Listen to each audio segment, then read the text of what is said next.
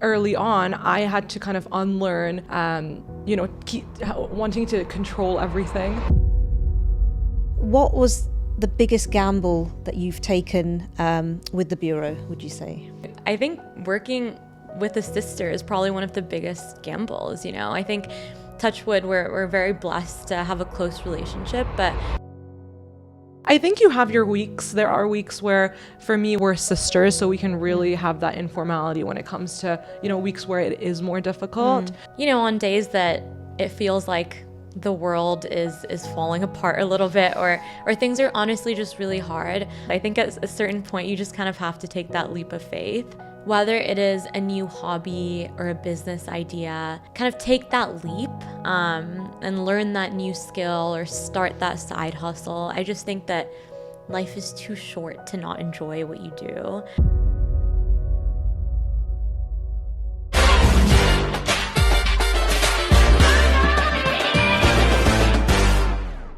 Welcome to Sheconomy, the podcast that celebrates the rising influence of women in today's economy. I'm your host, Sophia, and in every episode we explore the inspiring journeys of successful female entrepreneurs, uncovering the insights that will shape the next generation of leaders. Today, I'm thrilled to welcome not one, but two powerful women, Nikita and Rhea Patel, sisters, co-founders and visionaries behind the Bureau, Dubai's most stylish new co-working space. Rhea and Nikita, it's such a pleasure to have you both. Thank you, Sophia. So Rhea and Nikita, it's a pleasure to have you here today. It's the first for Sheconomy to have two sisters on the show. So welcome and thank you for being here. So you've got back together now after 10 years apart. And how's it been? It's been amazing. It's been quite a journey. I think for us, our dad from a young age always said that his dream would be for us to start a girl band. So I think this is our version of it.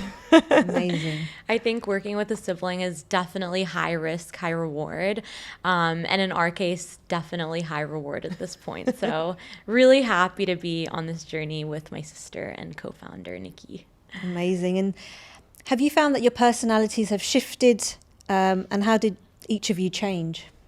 Absolutely. So I think with working with family or working with siblings, you kind of automatically slip into your familial role. So I'm the little sister and Nikki's the older sister. So I think there's a lot of unlearning in the beginning and then like reestablishing and relearning as like co-founders and business owners together. And there's definitely a lot of figuring out who does what in the business. So our mom made us do this exercise prior to even working together where we had to sit down and independently write down all the skills that we feel we have and everything we're good at and everything we would like to do in the business.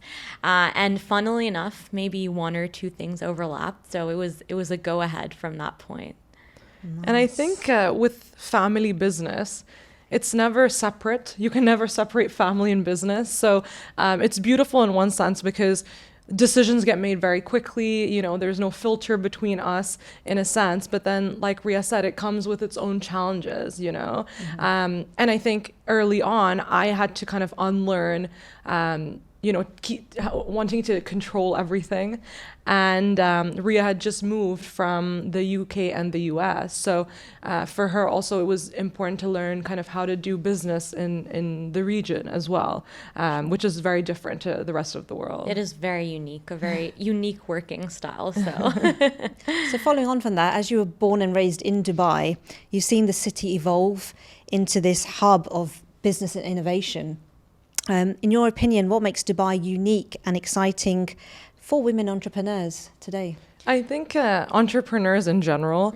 So what's so exciting is that there's always an energy, there's always something new going on, a new project, new initiative, new industries are relocating to the region. And our grandparents moved to the UAE in the 70s. And so to see how far the UAE has come, and now it's, the UAE is a hub for people from all over the world to reside because of the opportunities.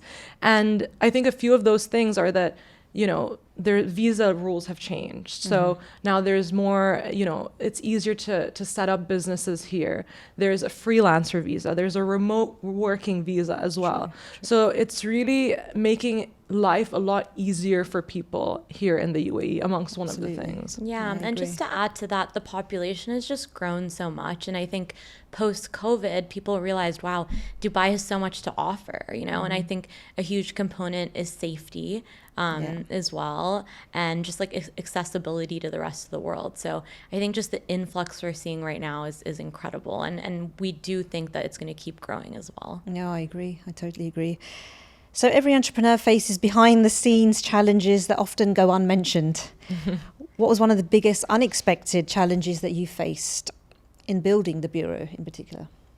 I think the actual building of the bureau. So neither Rhea or I come from a technical background when it comes to construction. So in a sense, it was good because we were very naive about it. So, there were no kind of preconceptions we had before, but definitely actually, working with contractors, consultants, structural consultants to build like a staircase or mezzanine, whatever it is, there's, asymmetry of information. Yeah. So that was really challenging for us and I think initially. Just to add to that, I think there's like a very romanticized image of kind of fitting out a space, and you think of wallpapers and like what shade of like blue and pink you're going to use in the space, and it's like plumbing and electric and firefighting, and it's a big dose of reality, and those are the important things, like the foundation of the space. So that was definitely a steep learning curve, but really the list goes on. But I would say another one is I think this is the first time that both of us have really been in a very customer facing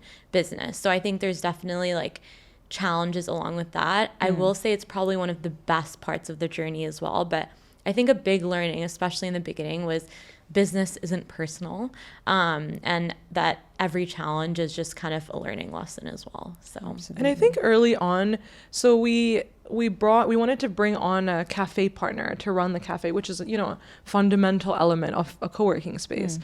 And back then, it was just two of us with an idea. And so we must have approached hundreds of, cafes, restaurants, F&B concepts. And for someone on the other side, it was challenging because they were really taking a bet on us and our idea, Definitely. And so we were just so blessed eventually when, Jones the grocer decided to kind of take that leap of faith on us. And what's really wonderful is, we want to build partnerships for the long term. So it's so wonderful that they will be joining us to operate the cafe in our new space as well. Amazing. Well done. And can you share any data or trends that helped you refine your business model and how they shaped the offerings for the bureau? Yeah, absolutely. So I think something we were pretty committed to from the beginning was not just creating a physical space, but also having that community aspect. And just some data to back it up, I think post-COVID, I think around 66% of people globally kind of reported themselves as being lonely. And I think people were just really craving that community. And just the physical act of getting dressed and going to like a third space, quote unquote, is really, really important. So that's something that really kind of formed the direction of where we wanted to take the bureau. So we not only have the physical space, we also have incredible partnerships. We have a community manager, we have events, really the list goes on. So that was definitely a very formative part of the process as well. And speaking of the third space, so that was kind of a concept that has emerged over the last few decades, and that third space that wasn't your office and that wasn't your home was kind of what Starbucks actually kind of relabeled themselves as, that people take meetings from the Starbucks, have catch up, so on and so forth.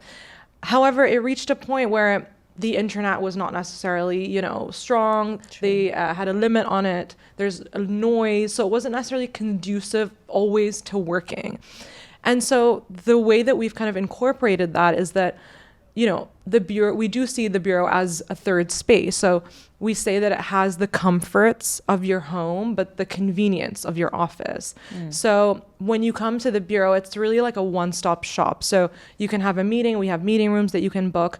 We made sure that we had a lot of communal spaces that people could meet people socially, have brainstorming sessions. They're quiet places where you could work. But then we also have, a cafe, we have event spaces. So really there's, we wanted you to spend easily 5-6 hours, in a day at the bureau. Yeah. It really is a one-stop shop, and we kind of take out that commuting travel time between going to all of your different destinations. So that was really our goal, and we're happy to have achieved it so far. Yeah, no, that's great. And I think even if you have an office, like personally myself, I sometimes need to get out of that space and find a place where I can go, and I find that I get so much more done, and it's more productive to be out of that, whether it's home or whether it's even your office to a certain degree. Definitely. It just takes you out of those surroundings that you're used to so that you become more productive. There's just something about that. So yeah, totally agree.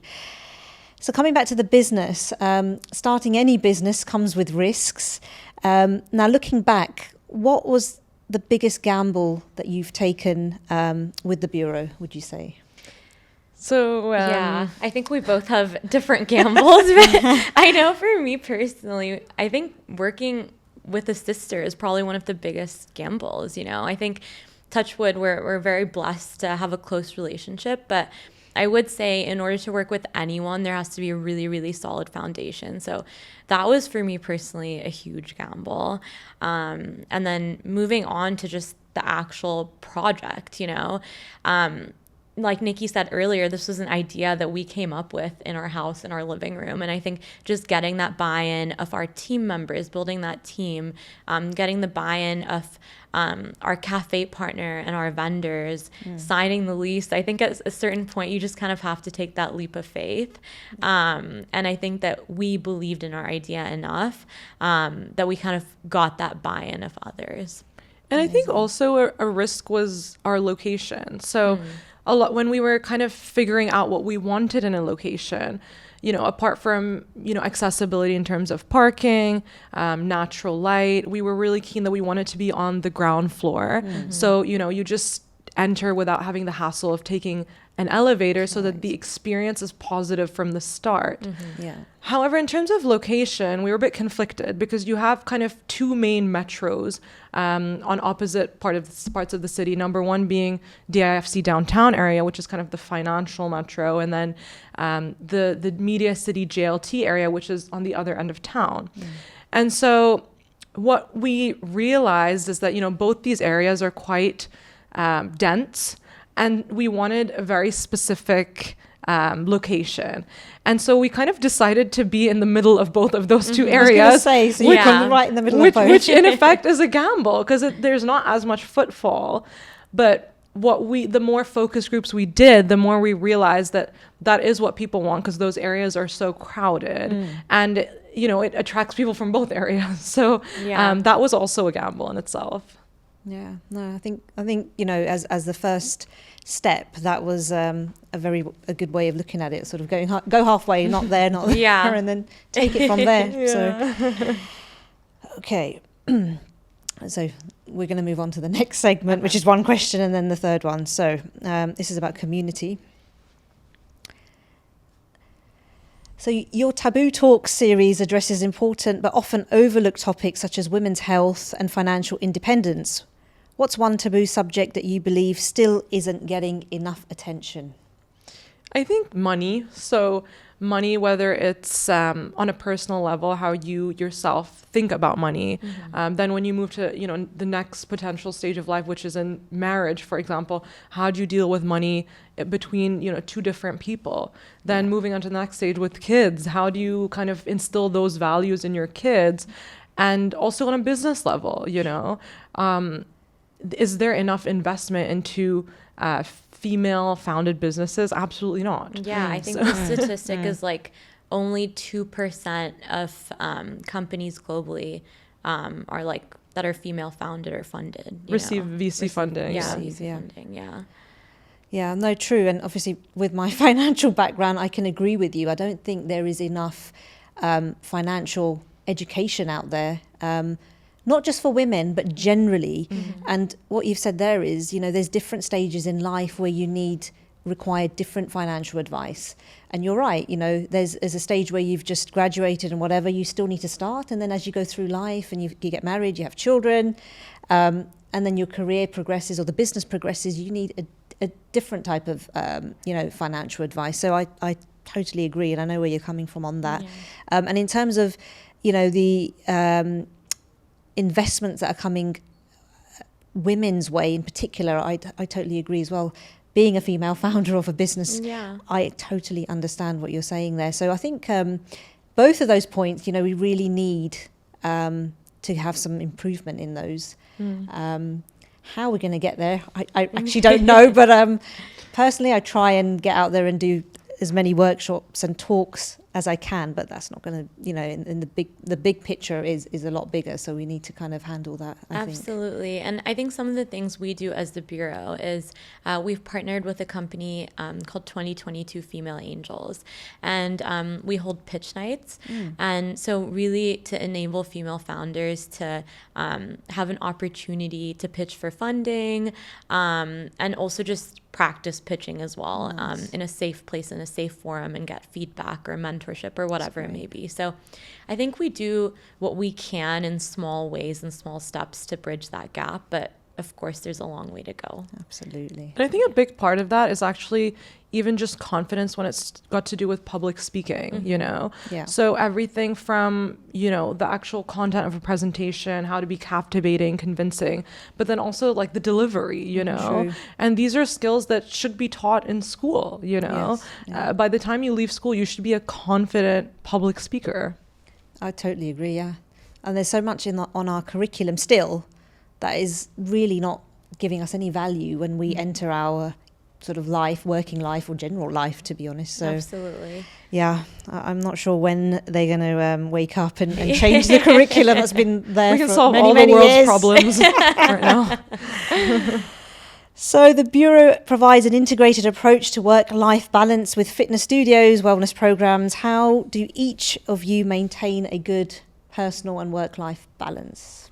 We don't know. I think you have your days. So I recently became a mother as well. So that adds, an extra layer of complexity. But I think you have your weeks. There are weeks where I'm able to really strike a good balance and spend enough time with my daughter, but then also focus on work. And I think it helps that we're sisters, so we can really have that informality when it comes to, weeks where it is more difficult. But for me also, in terms of hobbies, someone gave me really good advice that it's really important for entrepreneurs to have hobbies that have a very clear start and finish, because entrepreneurship is never ending. So there's doing no something beginning, like, there's no end. so doing something like gardening, is not necessarily something that like I would do. It's, something I think that is like a sport or reading a book or something that has a very clear start and finish, I think is very satisfying. Yeah.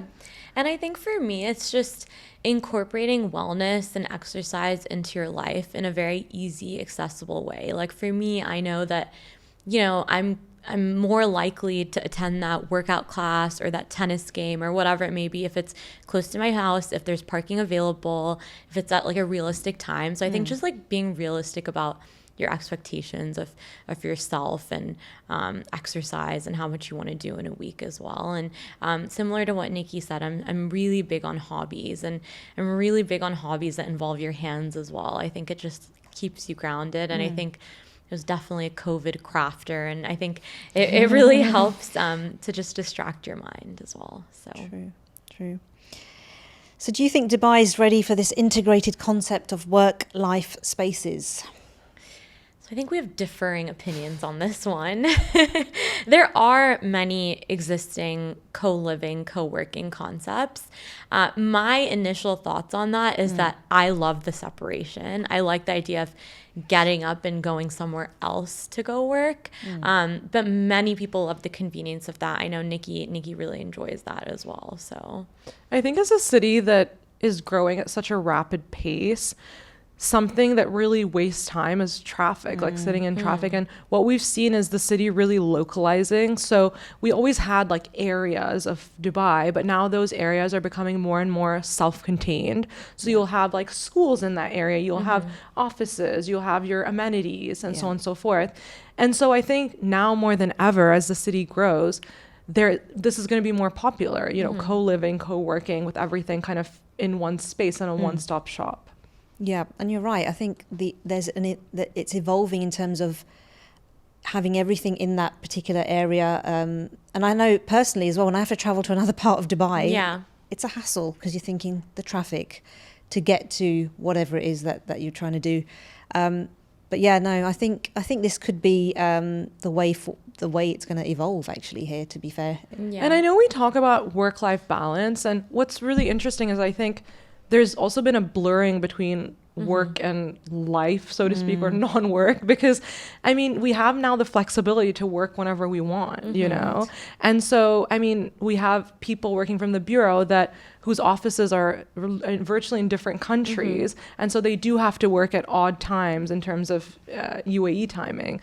And so just having that flexibility of being able to be connected and having the facilities to like have a meeting, for example, I think is really important, that close to your home. Yeah. So you've included thoughtful amenities like pumping rooms and showers. How do you envision the future then of workplace and wellness evolving, and what upcoming trends do you see that's shaping that particular space? I think more than just wellness, I think just other amenities that are definitely high in demand and we're always asked about is definitely the integration of childcare and a co-working space, or childcare in a workspace. And I think that there's definitely the rise of that in other countries around the world. And I think it's only a matter of time before that comes to this region. So who knows, at a future bureau, there could be a little nursery attached to a bureau. Cool. Yeah.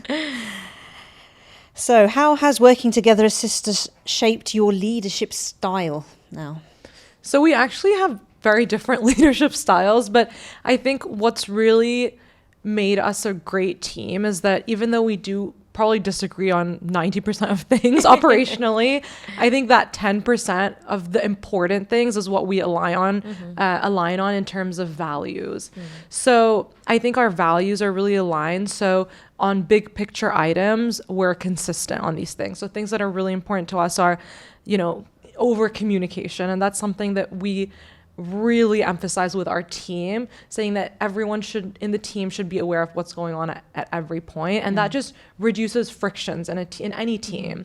And then secondly, I think something that's really consistent with Rhea and myself is just respect and fairness towards everyone, and that's a value that we've hopefully, you know, instilled in the team and in the bureau in general.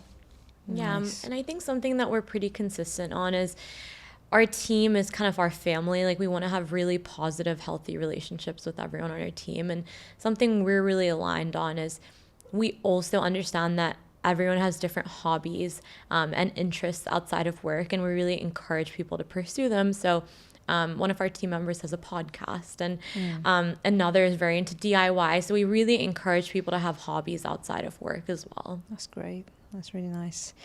So we all know that starting a business has lots of highs and lows. What mindset or mantra do you rely on during tough times? So I think for me, I refer back to something that I heard in a Michelle Obama podcast, and she calls it her kitchen table concept. So it's almost like her mini personal board of advisors. And I think that's something that I've kind of crafted for myself over the years. It could be a mix of like family, friends, mentors, and it's just a set group of people that you go to for advice, just to rant sometimes, people to kind of re-energize you about your goals or what's important to you or really your why.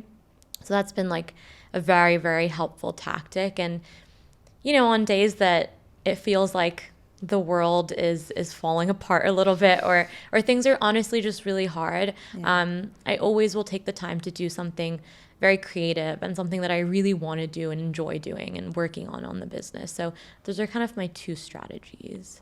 I think for me, it's just being re-energized about the business. So, what I realized early on is that doing tours of the bureau really re-energizes me, because you're getting the energy of someone who's seeing the space for the first time and so excited about different aspects. So it kind of is a reminder why you started this place in the first place. Right.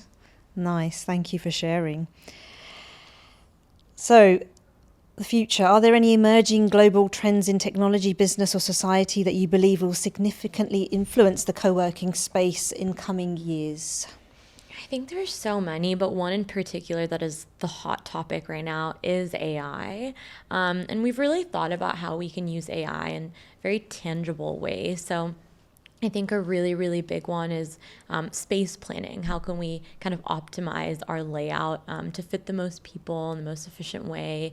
Another one that someone suggested recently is AI could kind of match members with similar interests together for like kind of a Bureau Connect program, and also like to predict maintenance issues and preventative maintenance and stuff like that. So there's so many little ways to use AI, and I think it's just a matter of when and how you want to adopt them.